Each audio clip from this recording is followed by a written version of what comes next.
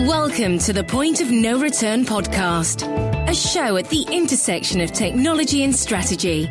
On this show, we interview industry leaders and experts to better understand how they think about strategy during this time of exponential progress. Hey guys, welcome to another episode of the Point of No Return podcast. On today's show, I spoke with Chad Loeven, VP Sales and Marketing at VMRay. Chad is the smartest person I've met when it comes to cybersecurity, and we had a very relevant conversation about security given all the news. You might have heard about Intel and their latest issues. So I thought it was great to talk about security given its increasing importance in the market. Some background on Chad. Chad's been involved in enterprise security for over 20 years. Prior to VMRay, he managed technology alliances at RSA, the security division of EMC, and he came on board RSA via the acquisition of Silicium Security, where he also ran sales and marketing. As president of VMRay, he oversees operations and all of sales and marketing activities outside of Europe. On the show, we spoke about how he got started in the world of enterprise security, how he started a company right after university and sold it, VMRay's technology capabilities and the huge opportunity ahead of them, how he manages to build channel partners globally in the process that he uses, the importance of talking to customers, how it's the biggest sales point, and how he differentiates between signal and noise when it comes to industry trends. I learned a bunch. It was a very relevant conversation, and I really hope you enjoy the show. Chad, thanks for being on the show. Thank you very much. It's a pleasure to be here. I'm really happy one of our old podcast guests, Liesl, introduced us. And we got to meet in person. So an ex-Montrealer, from what I understood, so I'm happy to meet you in person. And funny enough, our paths haven't crossed. And like in preparing for this podcast, kind of learning about what you guys do at VMRay and looking at your own background. I guess my first question is, how did you move from a job, from engineering to a sales and marketing career? I really never ended up practicing as an engineer. We started a company in our last year at Concordia with a couple of friends in engineering, assembling computers. It was like late 80s. And I never really had an intention of going and getting a regular job. So we ended up taking that little hobby and turning it into a systems integration company that we ended up growing to quite a size. We had about 120 employees, and we ended up selling it to TELUS, and it's actually still around, and some of my old employees are still working there as TELUS Business Enterprise Solutions. So we had a very good run of that, and then after that sold, that's when I kind of made the transition into cybersecurity, and really we're talking the early days of cybersecurity in the early 2000s, and it's just continued from there. So I guess you, right from university, you jumped kind of like into entrepreneurship kind of role. How did you make the move into security? How did you feel? Was that something that you were passionate about, or you kind of like, was there a master plan, or you just kind of saw the opportunity and it happened? There was absolutely no master plan. Just kind of stumbled into it, to be frank. Again, after we sold that company, I ended up doing some consulting for, basically friends here in Montreal, helping them run the sales and marketing and the operations. And both their companies were in email security, basically. So the email security space, they got me involved in, sort of packaged enterprise software with a security focus. And then one of the companies, basically, financing deal fell through. There wasn't really much of a role for me going forward. And I really had a random conversation with one of our prospects on LinkedIn, who was the CEO of a company in Florida. And he basically flew me down there and said, we're looking for a business development guy. And so I ended up going to Florida for 5 years. And that's what got me really into this very specific niche where we're doing like advanced threat, what's called, advanced malware threat analysis, really going after like, what's called targeted attacks, analyzing and detecting, stuff that, say your antivirus won't get. And it was really just a chain of sort of somewhat random events that led to VMRay, and it was really that gig in Florida that was the start of it, because the CEO of that company was at a security conference where he met a master's student from Germany who was presenting on what was essentially his master's thesis. And the CEO and the CTO in Florida liked the solution so much they negotiated the worldwide rights to it. And then they turned around to me and said, we met this dude at a conference had this really cool master's project. Do you think you could sell it? And I was like, I don't know, I have no idea. And so they gave me what was really just essentially a pile of code with not even a user guide. I mean, it was just a bunch of stuff written in Notepad, and I had to turn it into, obviously with some help, I had to turn it into something resembling, a piece of enterprise software. And I poked around and I prodded and I just tried to see what I could do with it. And our very first customer was actually Google. So that's a pretty good name for a first customer. That was pretty damn good. So I was very proud to walk into the CEO's office, and he says, that master's thesis stuff you gave me that you wanted me to see what I could do with it? Well, I just sold it to Google. And it was really, this is like 2007, it was really at the cusp of where organizations were starting to realize that there were organized what we call threat actors, nation states, targeting specific organizations and customizing malware to really just penetrate their defenses. And so these kinds of threats would bypass all the existing security solutions. And it turned out this code that we had was the best way to detect those threats. So really in the space of like a year and a half, we ended up selling not just to Google, but to the Pentagon, the FBI, CIA, the White House, and just had a gangbuster business. And so then we sold that company, and a new management came in. After about a year or so, everyone kind of went their own separate ways. And Carsten, who was the master's student, approached me a few years ago after he'd done his PhD and said, "Look, I've gone back and sort of refined the technology. We've got a new generation of it, and we need someone to bring it to market again." So this is really like I'm doing round two of of what we already did in terms of bringing to market and commercializing this very advanced technology for this kind of threat analysis. So if the master's level project was a success, I could just imagine the PhD. So that's a great story. How important was your relationship with Carson at this point? Like, was it you guys had a successful exit together and you said we want to do this again? Was that the driving motivation behind starting VMRay? And were you a early co-founder, or did you join after it was founded? Yeah, so I joined after. I had, in the interim, I had actually joined a small company here in Montreal, out in Vaudreuil, actually, and we'd sold that company to RSA, which is part of EMC, which is now part of Dell. And I was very comfortably sort of ensconced running technology alliances for RSA for a few years.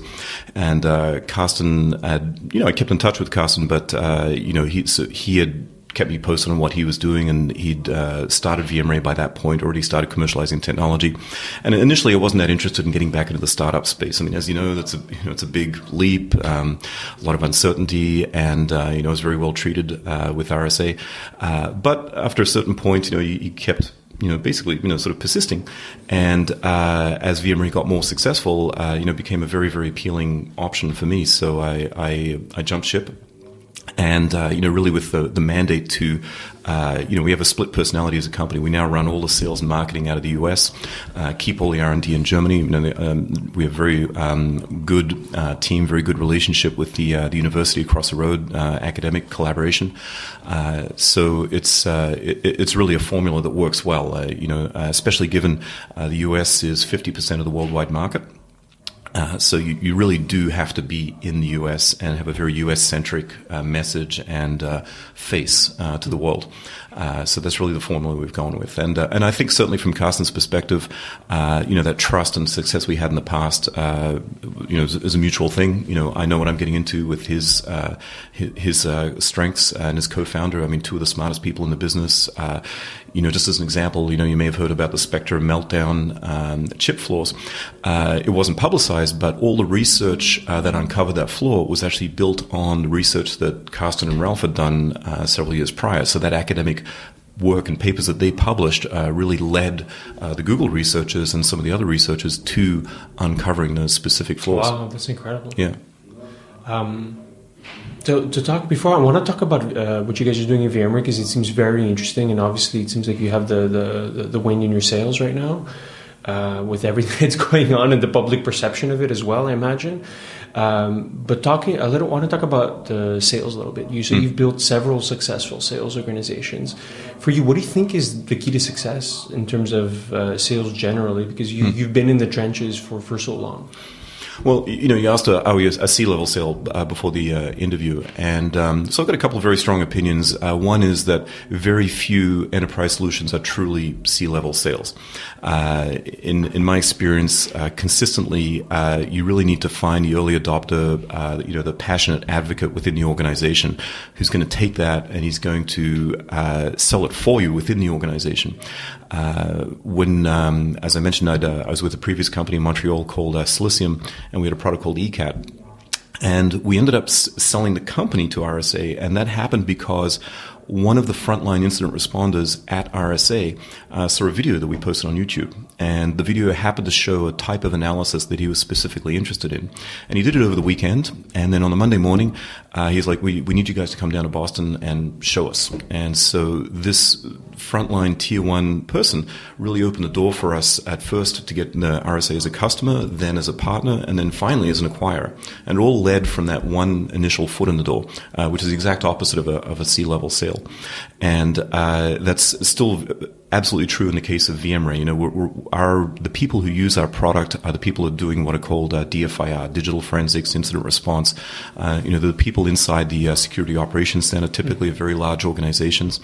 And the CIO, the CISO, they may know they need a product like us, but they really don't know the differentiators. So we really count on getting the frontline people to get excited, enthusiastic, and to say, we need this product because of that.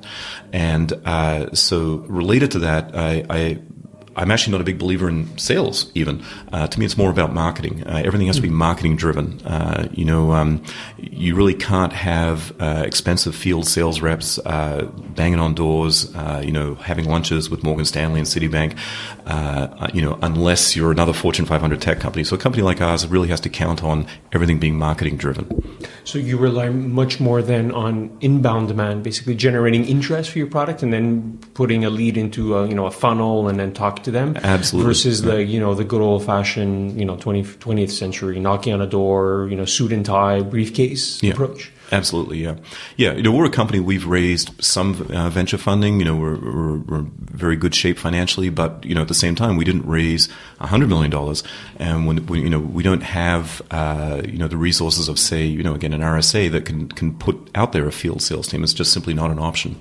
So that means, whether it's by choice or by necessity, we really do need to fill the funnel through marketing, both digital and field events. Field events still have a lot of value in our industry. Yeah.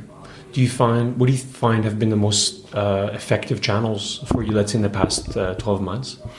There's absolutely no doubt that, organic, natural, content-driven leads are always the best. For instance, sometimes, we'll tweet out, just an example, blog posts or analysis reports on very arcane technical subjects. And then someone in industry will pick that up and retweet it or repost it. And that gives that stamp of credibility from an industry expert that say, hey, I looked at what VMRay is doing. This is really great stuff. And that will lead to the inquiries and the trials, and the proof of concepts that eventually lead to a sale. So that's far and away the best route. The other good routes are very focused, very targeted industry events and, industry media events. So we do a lot of work with an organization called SANS, which is, so they actually run, training on different aspects of, cyber, intelligence, malware analysis, what have you. And so we will do co-hosted webcasts and, field events and those kinds of things. And because that's a very targeted audience, because SANS is a trusted name, that also tends to drive a lot of good interest for us. Mm-hmm. And then maybe talk about, I'm going to get back to sales, maybe I have a few questions, but maybe first understand VMRay a little bit deeper. How would you explain very simply VMRay and what you guys do? So one way I'd explain it is, we've essentially built a better matrix. Okay, everyone's seen the matrix, the concept.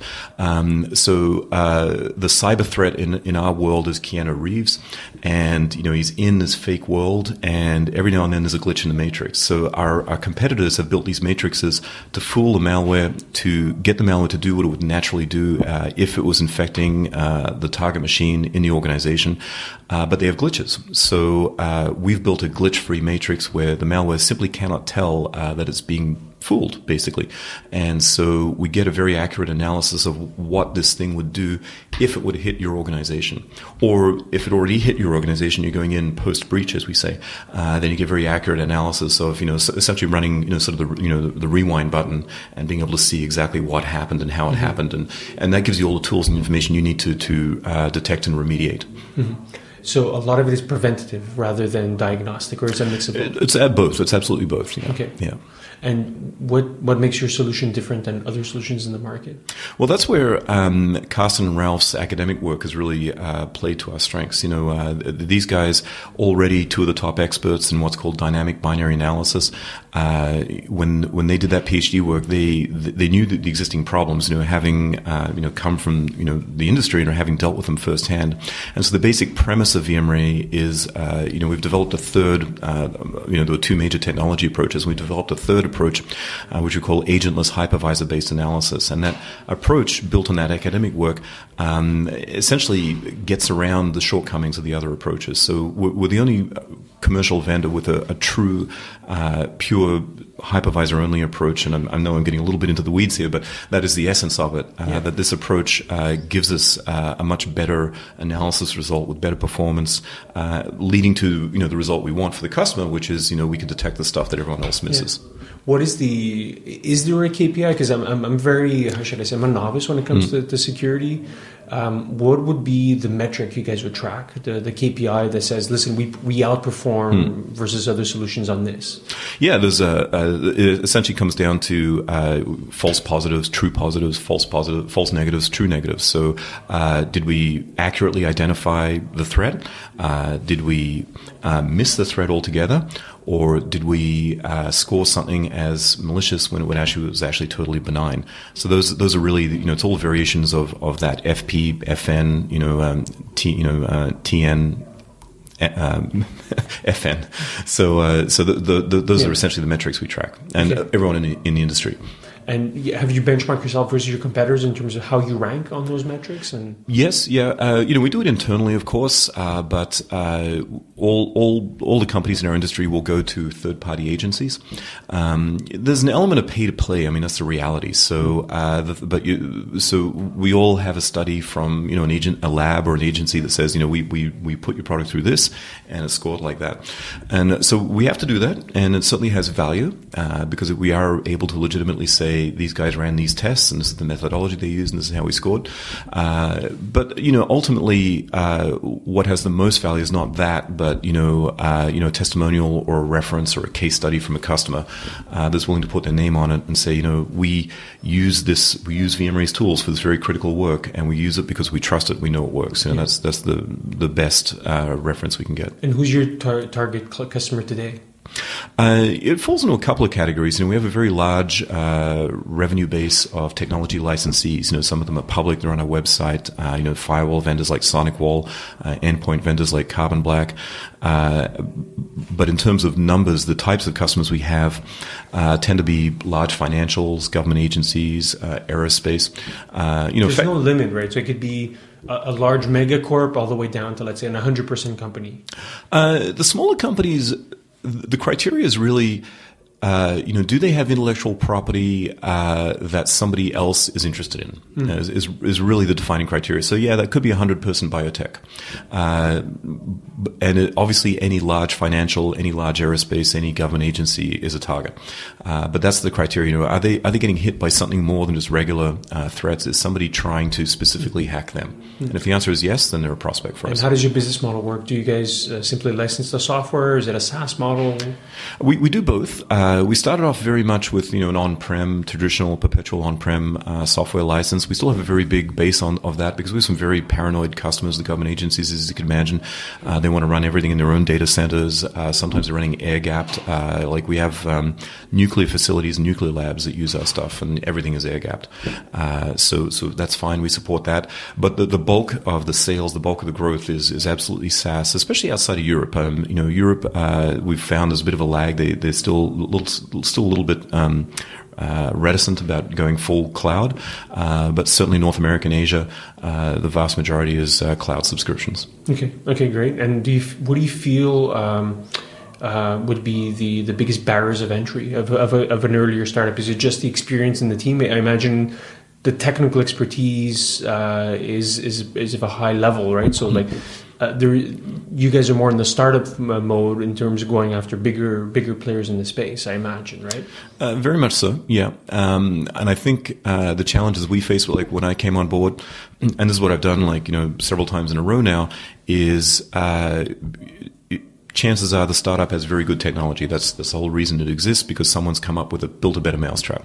But translating that technology into a business value proposition, communicating unique selling propositions, that's a challenge. It's certainly my challenge. And when I come on board in these kinds of situations, so and VMRay was very much like that. We had unique technology that was ahead of anyone else, literally in the world, but that we now have to explain to customers in very simple terms why they need it. And I say simple not in terms of the customer is not smart. It's just that the attention spans are so limited, right? You look at the bounce rates off websites. You look at the amount of time people spend when they hit your website.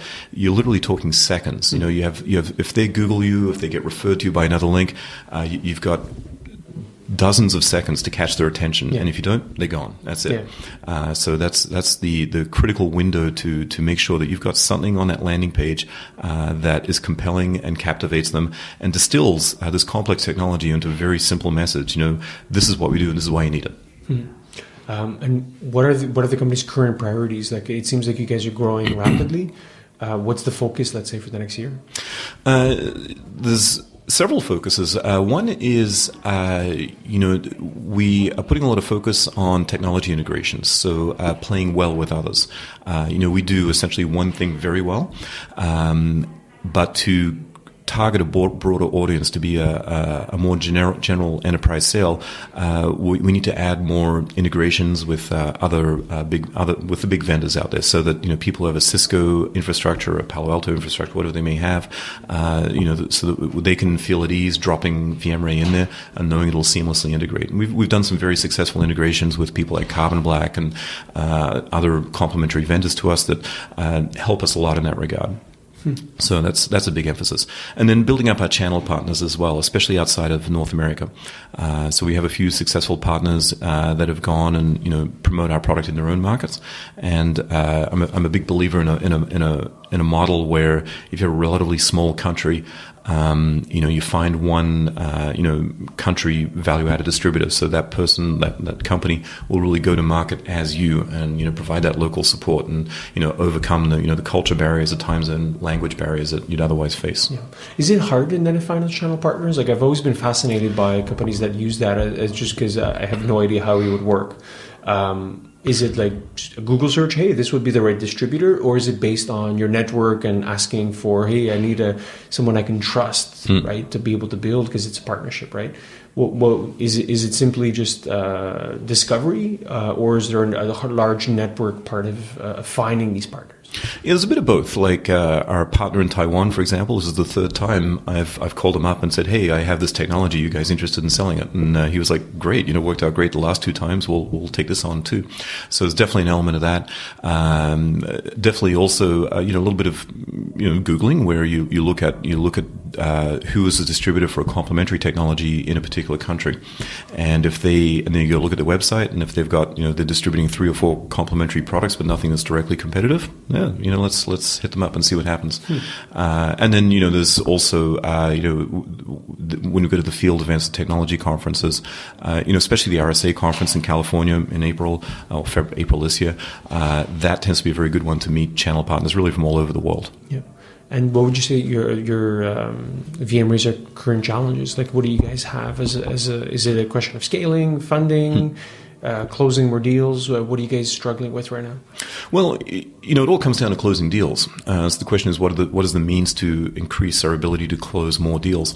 We're in a fortunate position that we've gotten fairly decent funding. We're generating a lot of cash flow from our OEMs and our customers. So more funding is always good, but we're doing quite well regardless in that regard. But the real challenge is our competitors are not staying still. So we're constantly in an arms race, not just against the malware authors and the nation state actors. We're also in an arms race, of course, against our own competitors. And although we have fundamentally a better technology, they are certainly putting a lot of resources in, both on the marketing side, and in filling out their feature set. So we're constantly monitoring, like what are the gaps in our product that and sometimes we get that feedback when we go into trials. Sometimes the customers say, we loved your product, it was really great, but you're lacking that feature, and that's the feature we were actually looking for that competitor X has. So then we have to put that back into the queue, and it's always a weighted ranking. Okay, fine, we know we're missing that.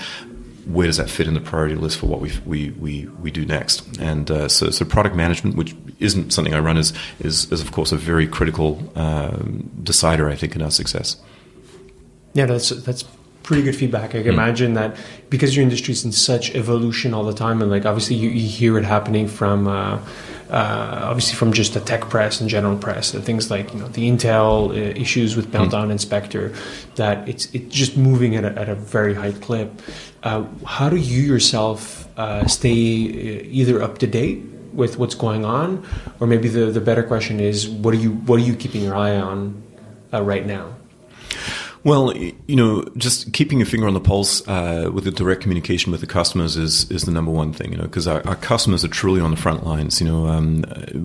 Our customers are the ones, who are dealing with the breaches, dealing with the attacks, dealing with the stuff that gets in the headlines most of the time. And some of them are very verbose in terms of the feedback. They'll tell us exactly what they like and they don't like. Another thing we found that works quite well is we have this sort of cultural challenge, outside of North America, with time zones and language barriers. People are not always keen to get on the phone. They're not always really comfortable sort of calling us or talking to us. And it was a little bit frustrating. So we ended up doing a survey in SurveyMonkey and just sending out a link to all of them. Hey, sorry, we couldn't get in touch with you. We never really got the feedback from you. Here's a link.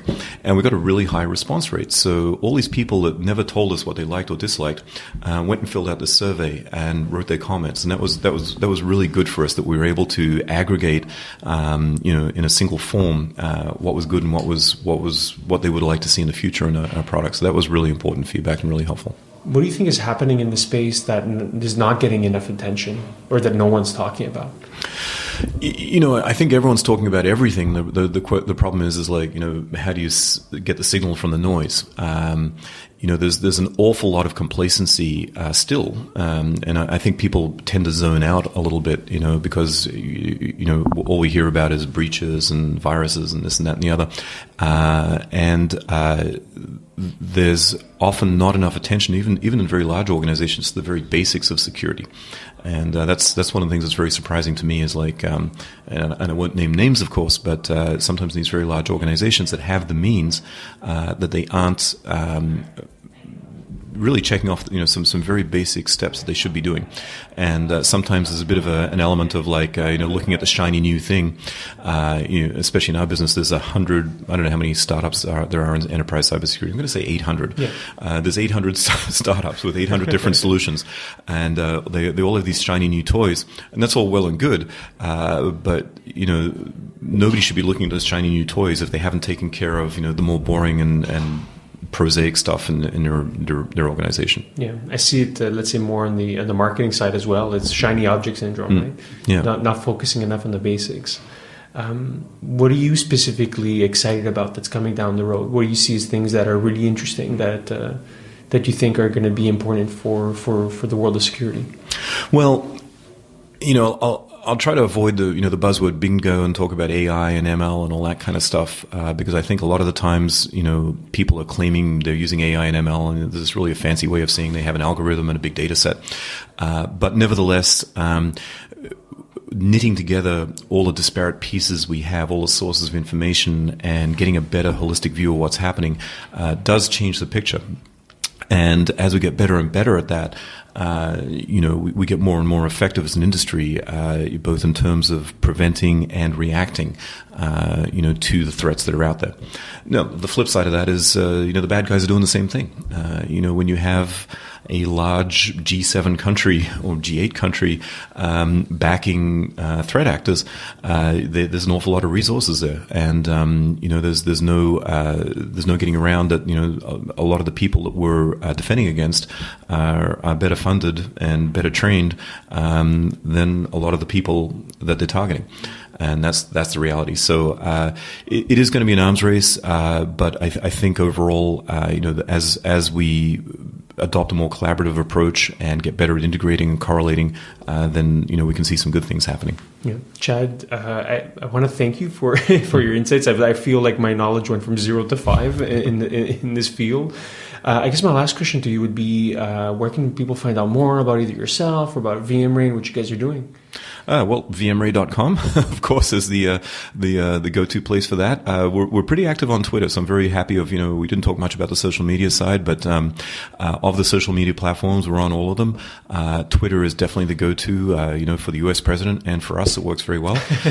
So that's really the best place to start. Just, follow us there, and you'll see everything that we're up to, and, there's see the people that we're following, and follow some of them if you want to see who's doing what in the industry. And I'll give a shout out to one of my favorite Twitter accounts if you want to know what's going on in this industry, Swift on Security. So it's Taylor Swift reimagined as a cybersecurity expert. So always very entertaining, and also a lot of good insights on that one. That's great. I'll make sure to follow. Chad, thank you so much for your time. All right, thank you. Thank you for listening to the Point of No Return podcast. Never miss an episode by clicking on the subscribe button on iTunes or Google Play.